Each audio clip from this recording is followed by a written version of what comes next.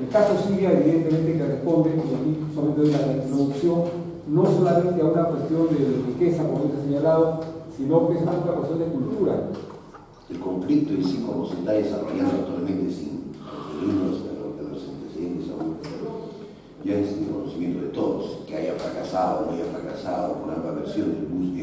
Trump dice que ha sido un éxito, al igual que los ingleses, los países del Oriente, Rusia, China, dice que ha sido un fracaso. Entonces, aparte de los hechos que se han dado, que ya conocemos, o sea, es cierto que este es un caso muy similar al de Irak, donde no se pudo demostrar la existencia de armas de destrucción masiva, y justamente iba a empezar el grupo que iba a detectar si efectivamente había existencia de bombas de gas químico, y con la misma solicitud y pedido propio del mismo presidente sirio. Entonces los antecedentes lógicamente de Estados Unidos hacen ver que cuando ya ven ese tipo de cosas, y además un ataque de por sí no se planea después de la noche a la mañana. Ya no hay que ir tanto a los hechos, sino qué es lo que está originando esto, que sabemos la existencia y el descubrimiento de nuevas reservas de petróleo por parte de Siria, aparte del gasoducto que ya se construyó que pasa por el territorio de Irak, y que prácticamente limitó el gasoducto que tenía pensado construir Estados Unidos a través no de Irán, sino a través del territorio de Arabia Saudita. Ese hecho también es un hecho geopolítico que ha contribuido. Estados Unidos quiere detener que ese gasoducto no funcione. Por los hechos concretos lo conocemos. Siria ha sido un país que se ha desenvuelto a pesar de tener solamente el 10% de su población es cristiana, católica. Nosotros lo conocemos, el resto son de mayoría musulmana. Pero la cosa es que Siria ha estado desarrollando antes del conflicto una vida totalmente normal, con total complacencia de todos sus habitantes. Las mujeres han sido las que han salido al frente y han dicho: no señor, nosotros hemos vivido toda la vida una vida excelente de primera, nos respetamos entre todas las religiones. No interesa si sea musulmán, chiita, sunita, cristiano, católico, no interesa, han vivido una vida totalmente normal. Y Estados Unidos es un país que ya perdió, es un país que está endeudado totalmente, y su deuda es impagable, porque habla de millones. 100% por encima de su PIB. Totalmente, 200, más de 200% por encima. Entonces ya prácticamente la Reserva Federal de Estados Unidos, que es la que lo provee de dinero, ya no le puede recuperar mucho crédito, porque no tiene el fundamento, no tiene la base, el oro. Las reservas de oro de Estados Unidos han sido totalmente sobrepasadas. El sistema financiero funciona a través de lo que se conoce como la reserva fraccionaria. O sea, ¿qué significa la reserva fraccionaria? Que al valor que tú depositabas en un banco, le permitías a ese banco quedarse con el 10%, o sea, si yo deposito $1,000, 100 dólares se quedaban físicamente en el banco, y el resto, los $900, los podría volver a prestar. Entonces, esa es la reserva financiera. Inicialmente empezó con el 9%. En la época de los 70 y tantos, antes de los 70 se empezó a incrementar ese porcentaje, digamos, esa cantidad autorizada de 9 veces. Lo subieron a 33 veces, y ahora, después de la crisis de los años 80, se perdió totalmente, porque comenzaron lo que hizo la García, billete, y ya en estos momentos se ha perdido, en verdad, se ha perdido el control del dinero en el mundo. El dinero que circula en el mundo no tiene ningún sustento en el oro, porque ni siquiera Estados Unidos le ha querido devolver el oro a Alemania. Le he dicho: sí, espérate, el próximo año te lo voy a devolver. Por eso que Alemania también está medio un poco tirado hacia acá, porque Estados Unidos no le ha devuelto su oro. Paralelamente a ello, en los últimos años, en la última década, China ha estado comprando oro sin decir y hablar mucho, en muchas cantidades, igual que Rusia menos, pero China más. Entonces, ¿esto qué ha permitido? Estados Unidos le debe, la mayor cantidad de deuda que tiene Estados Unidos es con China, ¿no? Entonces, paralelamente, la China pues tiene el respaldo de oro. ¿Para qué? Para forzar, inclusive ha devaluado en un cierto tiempo, ha devaluado el yuan, o el renminbi, que también es la otra denominación, lo ha devaluado para seguir sosteniendo esa credibilidad de Estados Unidos. hasta que ya ha llegado un momento donde he dicho, un momentito señores, ya las transacciones, el petróleo en el mundo tiene 3 sedes, digamos, en Europa, en Estados Unidos y la otra creo que es en el Asia. Entonces esas 3 sedes, vamos a llamar, son las que determinan el precio del valor, el precio y el valor del barril de petróleo, que está paralelamente. Estados Unidos creo que está en el tren denominan ese precio. Y toda la comercialización de petróleo en el mundo se ha hecho simple en dólares. Entonces, recientemente, menos de un mes, la China y los países árabes han aceptado que la comercialización del petróleo sea en yuanes. Ha salido a la luz lo que ahora algunos denominan el petrolyuan. Eso definitivamente le ha creado un problema inmenso a Estados Unidos. Significa de que ya la moneda, el dólar, ya no es la moneda de transacción a nivel mundial. Realmente convierte y asegura, ya China es la primera potencia económica mundial y asegura el posicionamiento de China en el comercio mundial, en el comercio internacional. Y China con sus proyectos de continuar, de restablecer y alargar lo que era la famosa ruta de la seda en la época de los imperios, ¿no? Entonces China ha reforzado su posición económica, pero no es aún todavía una potencia militar. China todavía no es una potencia militar, está en camino a hacerlo y está invirtiendo bastante en lo que es el sector de defensa y sobre todo en la parte de investigación y en lo que es la parte de la fuerza aérea y el área de misiles. Estados Unidos, endeudado totalmente en el mundo y con su mayor acreedor que es la China, ya perdió el posicionamiento económico de ser primera potencia mundial, de primera potencia económica, y encima el dólar ya no es la única moneda de transacción. Si empezó con el petróleo, más adelante se van a hacer para otro tipo de acciones, ¿verdad? En el campo militar China se está desarrollando y Estados Unidos cree mantener todavía ahí la supremacía por la cantidad de bases que junto con los ingleses tienen a través de todo el mundo, y eso cuesta, y no sé hasta qué grado puede estar invirtiendo en mejorar su tecnología militar. Por otro lado, hay otro actor que aparece, Rusia.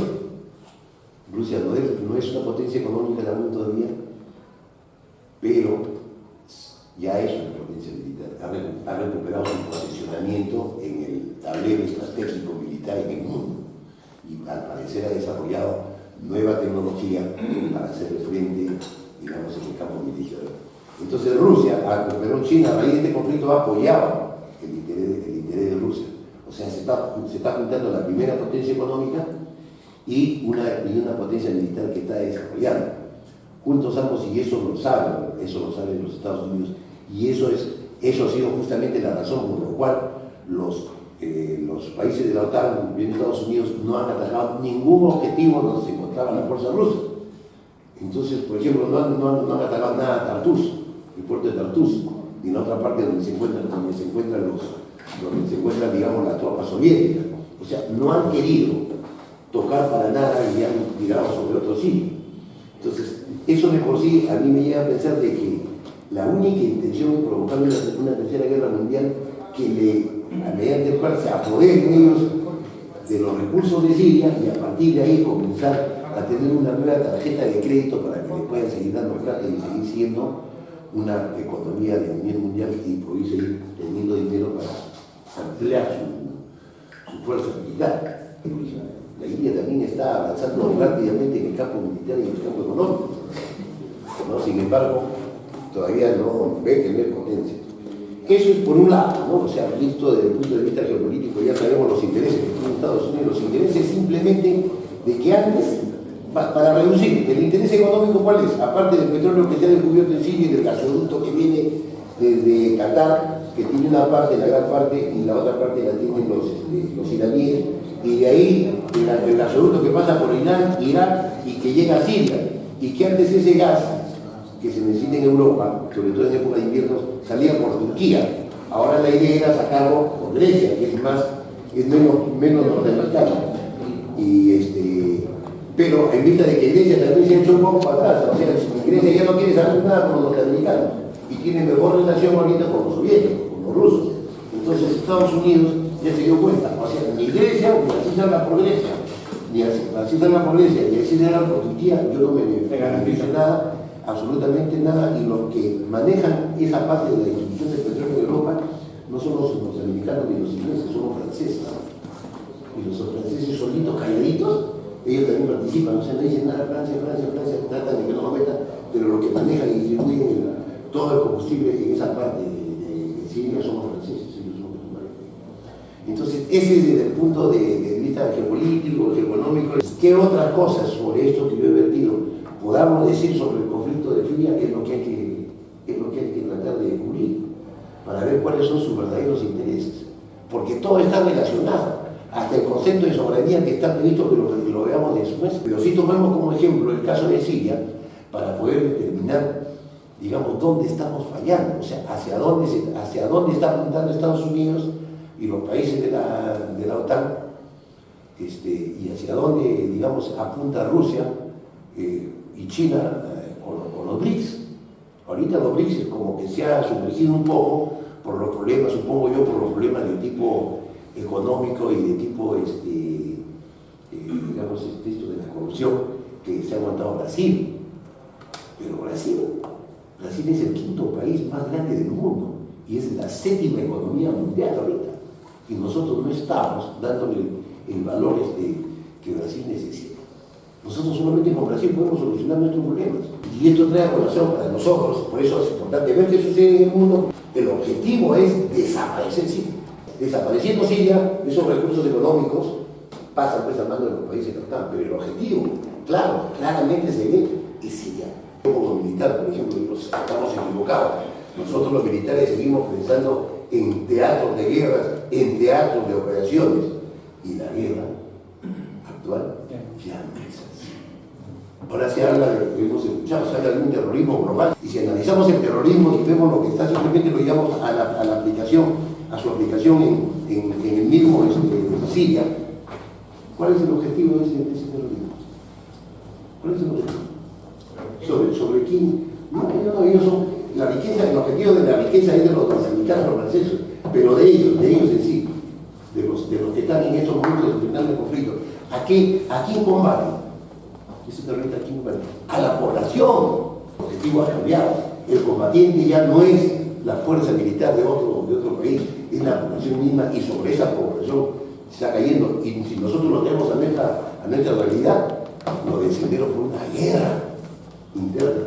Han aprovechado dos diferencias que no son radicales entre chiitas y sunitas, y a raíz han propiciado, no, la guerra es porque ella es así, encima están los kurdos. Ahora no, ahora el objetivo es la población, somos nosotros. Quiero llevar más allá porque quiero expresar otro concepto de soberanía, como yo ya lo entiendo ahora, hasta en la delincuencia. El objetivo es la sociedad, somos nosotros.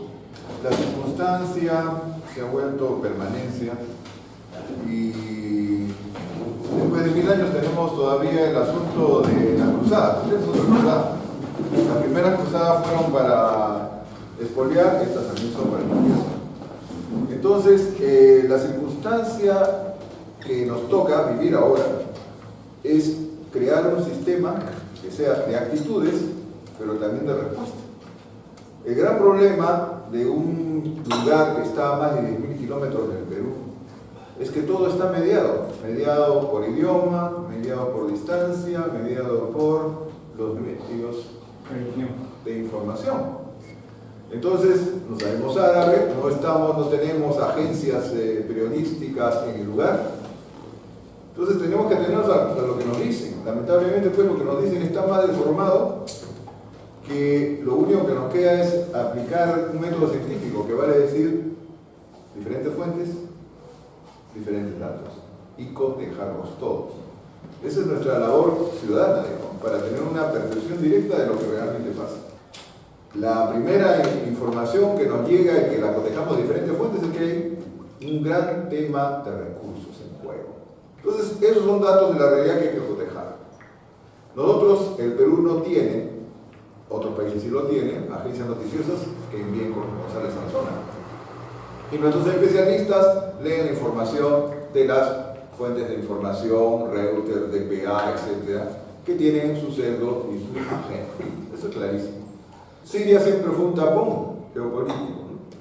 Pero Siria tuvo una personalidad. En realidad, el elemento de cohesión de los países árabes en general, de esa zona, no solamente los árabes, porque los iraníes no son árabes y tampoco los turcos, fue la religión musulmana. Es decir, es el elemento de cohesión que ha permitido una tolerancia que se ha disuelto, ¿no? El día de ayer vi 2 informes totalmente contrapuestos de la situación de Siria y cotejé, y al final me di cuenta que el tema era esencialmente una cohesión religiosa que se podía romper por una presión política adecuadamente puesta, que es lo que ha hecho Estados Unidos, que de alguna manera los anglosajones han estado aplicando ahora en Venezuela. Y el Perú es multidiverso en recursos, muchos recursos hay en juego, y si vemos la perspectiva del continente sudamericano, muchos más recursos. Entonces, aquí hay un plan de aprovechar esos recursos, y eso condiciona su forma de pensar, pero nosotros no, lo que llega a nosotros es una lucha por los derechos humanos, por la democracia, cuando en realidad es tengo que garantizar que me paguen hidrocarburos. Esto, durante los años 40 y 50, se estabilizó alrededor del Mediterráneo, donde Estados Unidos pudo controlar, y de luego desde el año 71, donde decidió que el petróleo se transará con dólares, ¿no? A cambio de buena cantidad de dinamita, tanques y todo tipo de armamento que se ha ido sofisticando. Ese es un negocio. Claro, las armas son un negocio. Pero el problema de las armas es que uno tiene que gastarlas, porque si no las gastan, se deprecian y al final no siguen para nada. Y en este momento el complejo militar industrial norteamericano produce armas, pero necesita gastarlas. ¿Y la actitud del Perú cuál ha sido? Bueno, tenemos que leer CNN para informarnos, porque CNN pues tiene su sesgo. Y CNN no es confiable, ¿eh? No se olviden de que cuando tenemos terremotos indican que Tumbes está en el sur y Kuczynski ha sido invitado a la cena con Tillerson y esas cosas que son fallas de información, y nosotros recibimos eso y con eso construimos nuestras opiniones. Entonces, en el caso de Siria es muy claro que los sirios han tenido un desarrollo independiente, han querido ser ellos mismos, se desmarcaron del sistema de petrodólares.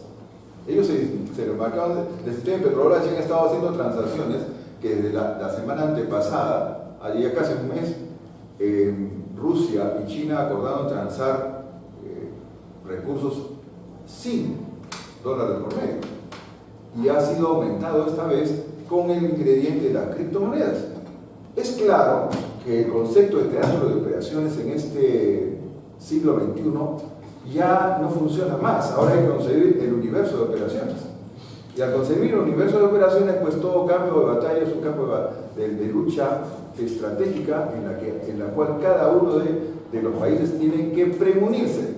Y un país de recursos multidiversos como el Perú no puede eximirse de desarrollar esas posibilidades, pero propias, no solamente las que a uno le vayan a vender. Y el Perú tiene que estar muy bien en claro de que no tiene por qué pelearse con todo el mundo, sino adecuadamente a quien se meta con él.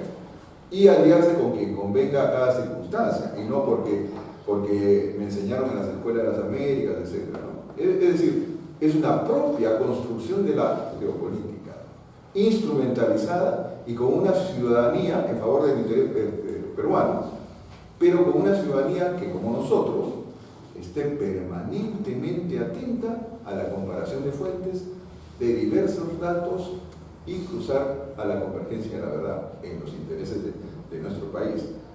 Es decir, el Perú debe saber qué le conviene a él por sí mismo y no volverse instrumento de una agenda ajena.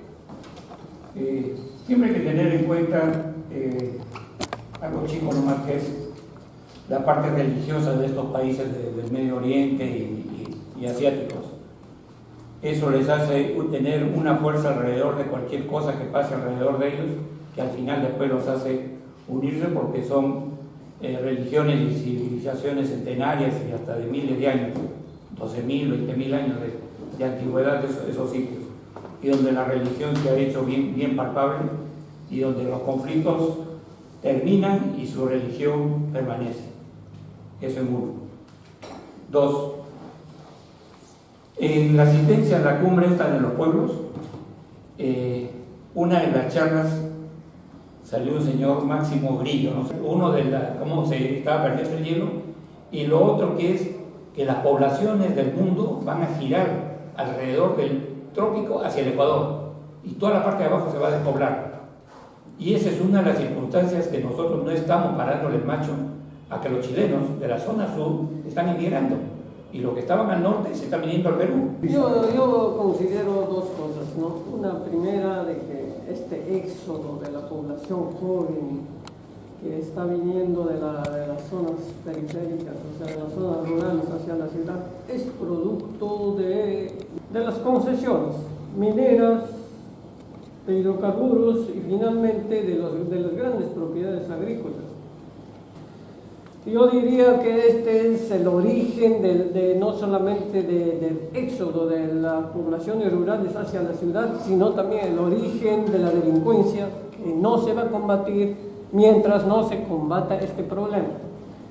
El segundo aspecto es, Estados Unidos ha creado lógicamente lo que es ISIS para generar un problema de conflicto mundial, porque definitivamente cuando nos presentan a los ignorantes o a los no leídos o a los hombres de la calle, a ISIS nos van a presentar como un fenómeno terrorista. Nunca nos van a decir que es producto de lo que hizo Estados Unidos en Irak, nunca. Y la otra cosa que dicen es, hay una cohesión en función a las religiones. Cuando yo sustento Nueva República, yo digo que la única forma de que nosotros seamos soberanos es crear realmente una doctrina política, económica, que cohesione a la gente.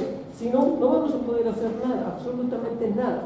Y el tercer aspecto que quería hablar es sobre un informe que llega de Colombia, que dicen que hay un gran plan que se llama Plan Amazonas, y que dentro de este Plan Amazonas hay 5 bases del ejército americano en el Perú, y que su función va a ser controlar toda la parte del Amazonas y toda la parte de lo que nosotros hagamos. Entonces, yo me pregunto, ¿estamos de brazos cruzados haciendo nada, realmente peleándonos unos con otros sin plantear nada? Es que estamos hablando de Kuczynski o estamos hablando de Vizcarra, pero no estamos hablando de un proyecto país. Parece que los peruanos nos hemos olvidado de una visión país. No tenemos ninguna visión país, no tenemos ninguna visión a futuro. Tener qué país queremos y cómo vamos a construir soberanía que actualmente no tenemos, ni soberanía territorial, ni soberanía aérea, ni soberanía marítima, ningún tipo de soberanía. La juventud debe ser pensante, debe ser deliberante, no debe ser una juventud que se enclaustre en una cosa pequeñita y que ya. Hay que empezar en el Perú, tenemos que empezar en lo que es el peruano, ¿no? El peruano como ciudadano. La otra parte es la cuestión de las provincias, ¿no? Realmente la gente, ¿por qué se viene la gente a Lima? Es lo mismo que se puede llevar a la gente de Estados Unidos, que van a Estados Unidos, a Europa, buscando oportunidades. Entonces la gente, imagínense eso en Lima, como es por las provincias. En las provincias es peor. Por años y años y años ha habido un abandono. Nosotros no tenemos, por ejemplo, en otros países tú dices, bueno, tenemos la ciudad tal, la otra ciudad, por ejemplo, en Chile tenemos esta ciudad. Uno visita esa ciudad y uno ve civilización. Acá no, nos vamos al sur de Lima nomás. Ustedes vayan al sur, no sé si habrá cambiado, pero yo lo vi hace mucho, bastante. ¿Cómo es la ciudad de Lima? Una ciudad totalmente disfuncional, ¿no? Caótica. Eso somos, señor. Eso somos. Mientras eso no cambie, mientras el peruano no cambie, siempre seguiremos siendo dominados de una u otra forma. Otra cosa que quería tocar muy rápido es la desinformación, ¿no? Nosotros somos un pueblo lamentablemente totalmente desinformado y se justifica la desinformación y se hace creer en la desinformación y la gente juzga a través de la desinformación. No puede. Ahora tenemos, por ejemplo, hay muchos que piensan que nosotros estamos lejos de Irak. No, los problemas los tenemos aquí. El caso de las Malvinas en Argentina, el caso de Venezuela ahora, al margen de Maduro, lo que sea, como la Guyana venezolana, ¿no? Están ahí los británicos metiéndose, que hay una cantidad de petróleo bárbara, entonces los señores no quieren eso, ¿no? Esa es nuestra realidad, señor. Yo pregunto bien simple, porque también mencionaste otros conceptos. ¿El terrorismo quién mataba? Mataba a a los representantes de la derecha, a los banqueros, a los generales lo mataron con sus camaros. Pero ¿a quién mataban? Al pueblo. Mataban al pueblo, mataban a los policías, mataron a los campesinos. Entonces, ¿a favor de quién estaba el señor Mendoza? ¿A favor de quién? Yo a veces pienso que está a favor de la derecha. La derecha lo que quiere decir. Vamos a hablar rápidamente al tema de fondo en la segunda parte, que es la de la soberanía, y hago una síntesis rapidísima como opiniones al respecto. El caso de Siria, pienso que Siria está juzgado por Occidente y no comparte la forma como ellos, con el Oriente o los pueblos asiáticos se manejan. Es como que de repente nosotros no juzgamos como en una tribu X del Perú tiene sus propias rondas, sus propias formas de justicia y que es completamente distinta para su justicia, pero por eso me contento y quiero que eso pues se maneje como yo lo estoy manejando. En consecuencia rompemos una cultura que era de ellos. Francamente, de hacer al SAP es muy complicado. Yo pensaba que era una cosa completamente verla por lupa, pero de repente, viendo un poco más y enterado por lo que ha pasado en Siria, es que Siria era un pueblo que estaba con su pueblo que estaba protegido, o sea, la forma que ellos gobernaban en Siria con una aparente dictadura era bien para ellos. Y hablamos del Alepo, por eso me refiero al Alepo como una referencia histórica para tomarlo justamente en el tema que estamos tratando. Alepo, una monjita se fue ahí hablando de la monja, era cristiana o es cristiana, y ahí todas las religiones, y son minoría los cristianos, y vivían de lo más bien, hasta que aparecieron los grupos que eran sencillamente de otras tribus, que iban ahí y bombardeaban, decían, ¿qué es esto? ¿Qué me está pasando cuando yo dónde vivo eso cuando para mí es un paraíso? O sea, el rico ya como rico, como su comienzo, y el pobre ya como rico. Hay una cosa pareja, pero esta no era conveniente para la visión de Occidente, justamente como van a romper un esquema en que todos vivan felices cuando yo tengo un sistema occidental que es otra cosa. Tenemos que ir con el empresariado, la prosperidad, el billete, y a algunos del mundo, inclusivamente. Entonces, este bombardeo a Siria se habla de un objetivo, claro, hablamos de la física también. Si aparece un vacío, yo lleno el vacío. Si te vas a salir, lo lleno rápidamente. Tuviendo que llenar a esa gente que muere a la población, porque tengo que llenar a otra gente que sea la mía. Obviamente es el tema de fondo, es el vacío poblacional. De manera que aquí cuando hubo los empleos con ese referido, se mataba general, se mataba justamente al poblador, para que la población tenga otro destino, y una prepotencia ese error. Otra vez se forma la población. No olvidemos, yo hemos dicho muchas veces acá, que el mundo geográficamente es redondo, sí, pues es redondo. El mundo visto desde un punto económico, financiero y por interés es otra cosa el mundo, y tiene además tres cosas muy claras. Primero, el mundo se maneja por el control del billete mundial. Yo manejo el mundo por el billete mundial. Segundo, el control de las poblaciones, como mato y como vivo. Y tercero, el control de la mortalidad, es decir, el mundo se maneja, es el mundo como las corporaciones y los monopolios se manejan con interés, evidentemente, que lo estamos viendo. De verdad que ese es el tema de fondo, geográficamente redondo. Y en cuanto van a vivir aquí, claro, en un cambio climático, en lo que es tierra será hielo, lo que hielo será tierra, la gente comienza a migrar también por eso, sin perjuicio no tienen que atraer, como dice dijo, porque Estados Unidos ahí porque tengo ese tiene las oportunidades. Hablaremos de una democracia, dentro de qué tipo de democracia tenemos. Tiene una democracia participativa, no solamente representativa. Yo como mandante le pago al administrador para que consiga administre el transición de mi bien. Pero yo quiero una democracia participativa, que pueda participar, eso lo aclaré muy claro en la comisión de esta comisión escribieron que en el Callao que tiene que trabajar sobre qué tipo de democracia queremos. Si la funcional también es la educación, el trabajo de la vivienda, cosa que está comenzando a ser desechado, y lógicamente que eso comienza a ser la reacción de que mucha gente que tiene confianza en la salud, en la educación, en la vivienda, comienza a separarse porque el televisor apuesta y de repente tiene coincidencia con otros grupos que son los radicales. Entonces te dicen cualquier tipo de estigmatiza y se acabó el incidente con eso, y siguen poniendo la publicidad extranjera. Entonces, las guerras ahora, como se ha hecho, ya no son convencionales, ahora son no convencionales. Es como te agarro, como salgo por medio de temáticos, estamos viendo.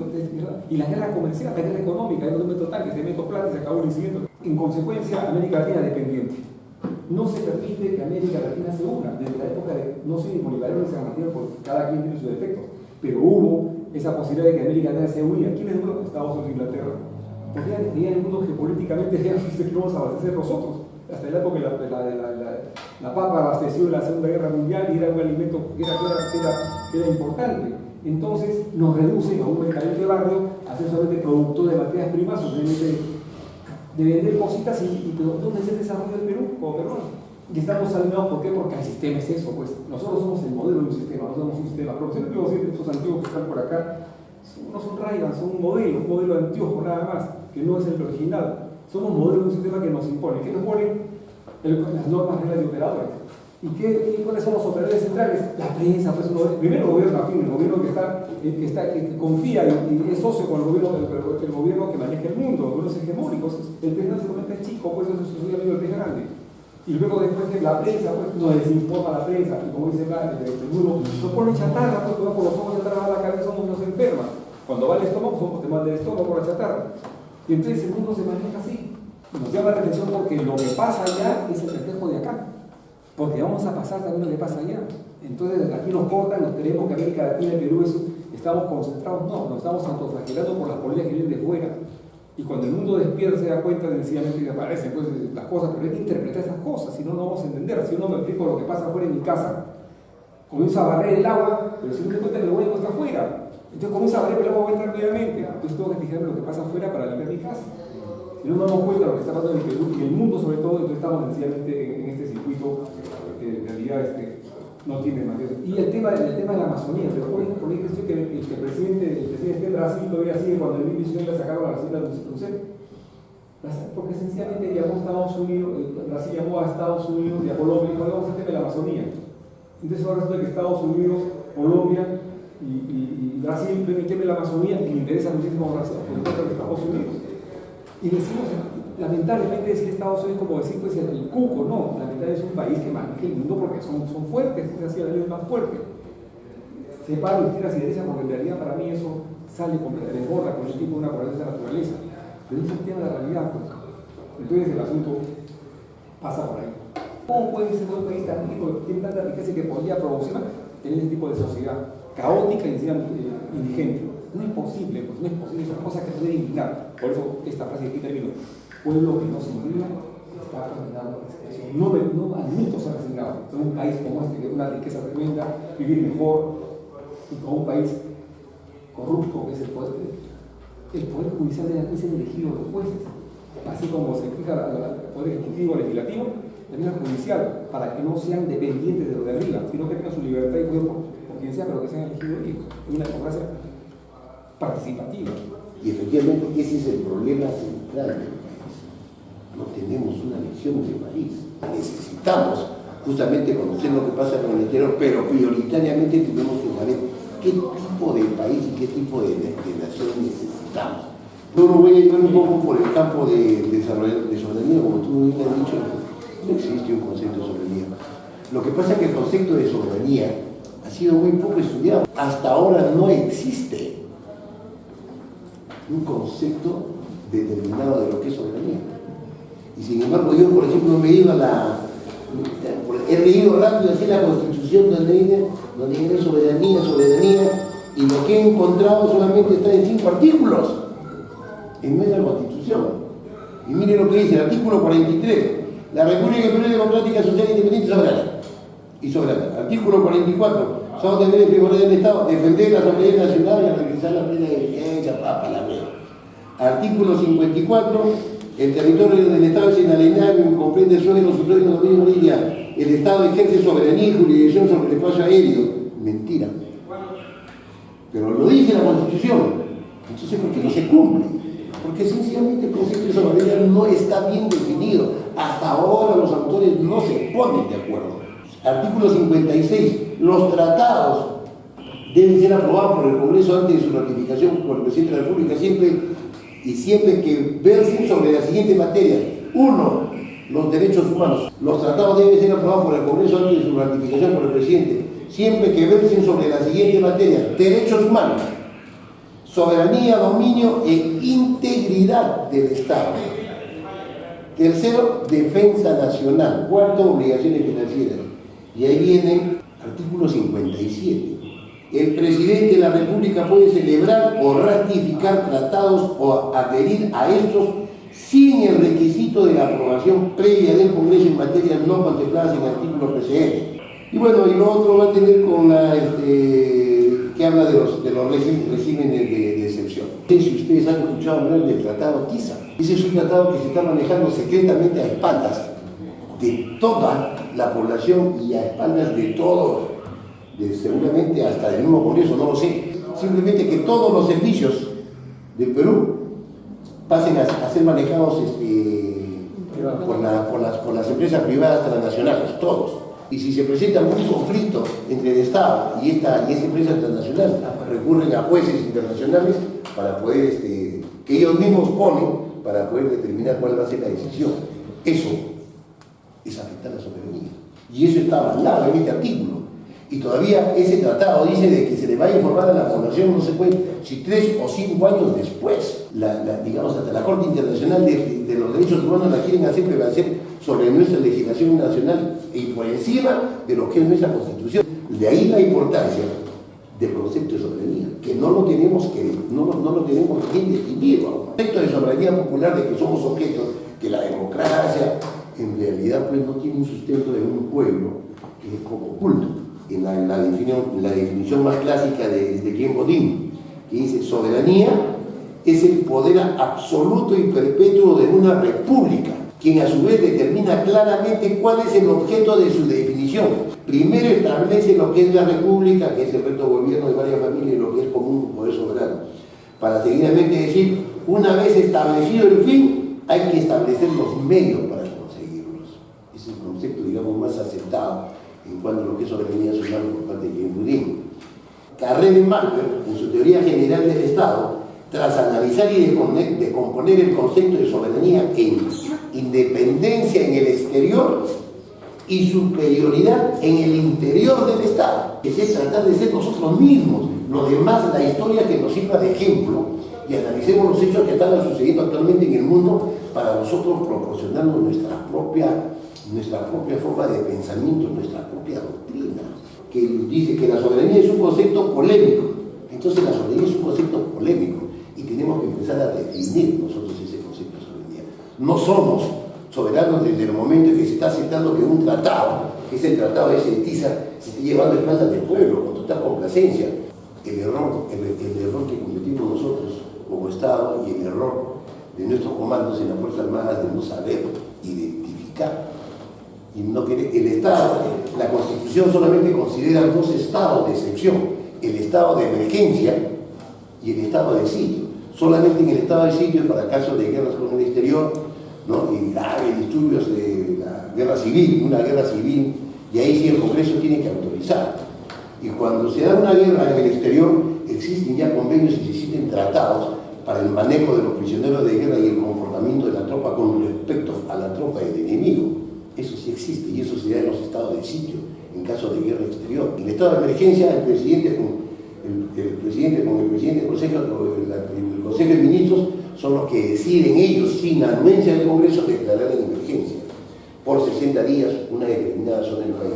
Si nosotros analizamos cuántos años hemos vivido y seguimos viviendo en zona de emergencia, sin necesidad de estar en guerra, hay un estado latente. Ese estado se llama estado de guerra, que ni siquiera nosotros no lo reconocemos. Nosotros seguimos en un estado de guerra. Entramos a una guerra con nuestras fuerzas, ¿no?, pero sin ningún respaldo de tipo ético-legal.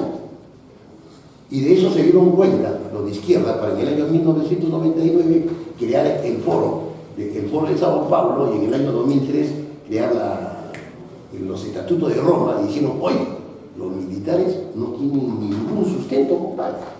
Han entrado a la guerra y han cometido entonces no tienen ningún sustento legal, aparte de su código de justicia militar, que es solamente para su funcionamiento administrativo interno, pero no para una guerra. La delincuencia, el narcotráfico. Estamos dando un tratamiento al narcotráfico dentro, digamos, como si estuviéramos viviendo en un estado de paz, y simplemente es un conflicto social ahí que se desarrolla. Es una guerra. No podemos darle el tamiz o el tapiz de que sea un conflicto social, como la misma delincuencia. Es bien claro, de lo que estoy escuchando, de que es evidente la necesidad de un nuevo acuerdo nacional que llamamos Constitución. Son requerimientos fundacionales los que se están planteando. Y es que Perú no es un pueblo, es muchos pueblos.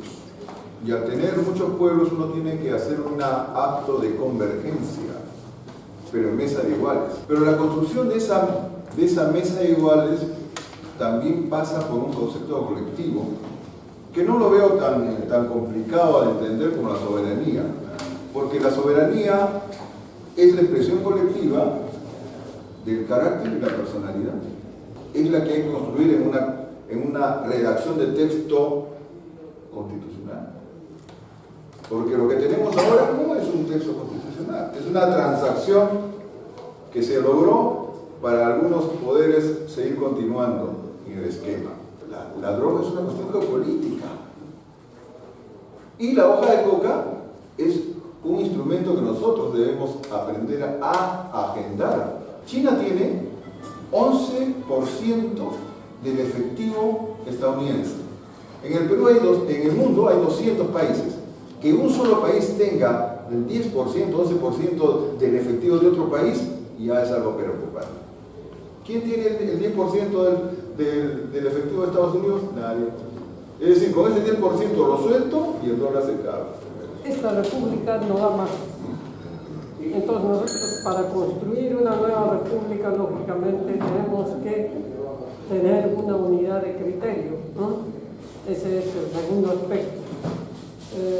El tercer aspecto es algo que decía Juan Fischer, que en realidad tiene razón, es la segunda vez que se colisiona de una manera imprudente tal vez con los salarios de las personas o con las jubilaciones que las personas tienen. Ese es un problema de país que tendrá que resolverse oportunamente. Solamente unos puntos, no agarrándome de lo que dijo la señora y mi amigo.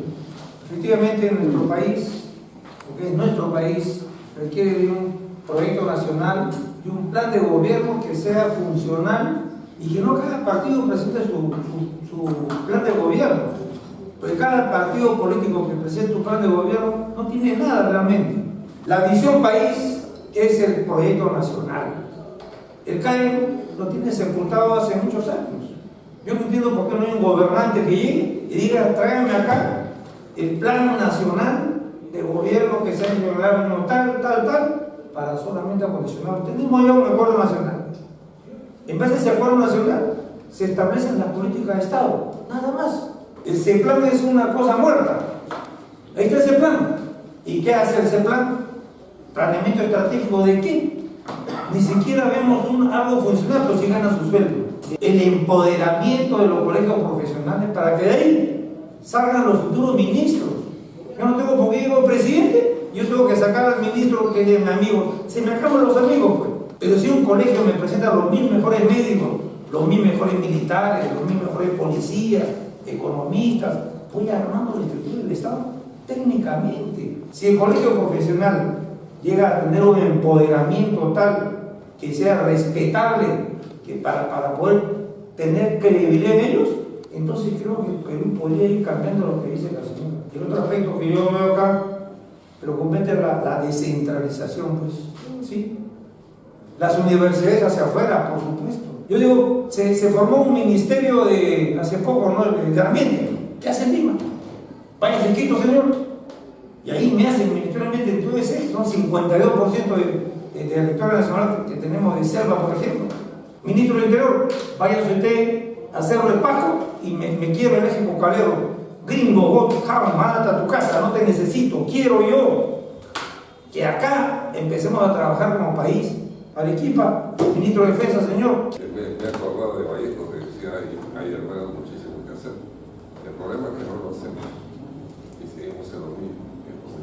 Yo creo que de alguna manera el Perú tiene que adoptar una entidad de cepa que se vuelvan militantes para que las cosas se entiendan a las cosas. Si no, seguiremos hablando. Se ha escuchado la visión país, que es importante. Sin embargo, hay algo que contrapone a la visión país, que es un sistema que nos impera, un sistema que es contrario a una visión país porque no permite, y para eso tiene sus normas de operadores que justamente opacan a la visión país porque no se quiere, porque el sistema es el que da la pauta de la soberanía. La soberanía yo la llamo a la defensa y respeto del espacio en que uno habita y cohabita.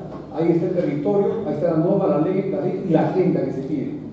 Sí, y lo hago muy chiquito nomás. Estoy en el baño, en un espacio privado, pues, pero si uno abre la puerta y entra, y eso es lo que queda conmigo, yo tengo un espacio. Pues. Desde el espacio para mí es la defensa y el respeto, donde uno habita y cohabita, y ahí tiene que ver el territorio, las normas, leyes y la agenda específica para hacerla. Y eso el sistema lo invade, no lo permite. Y estamos en el caso justamente de Siria, que no concuerda con la política occidental y en consecuencia invade Siria. Y estamos luego Perú, porque tampoco se permite la unidad de América Latina, porque divide reina nazi, porque sencillamente no se permite eso. En consecuencia, la estrategia es otra de un país que tenga evidentemente que se haga respetar, y para ellos el Estado y el Estado está invadido también.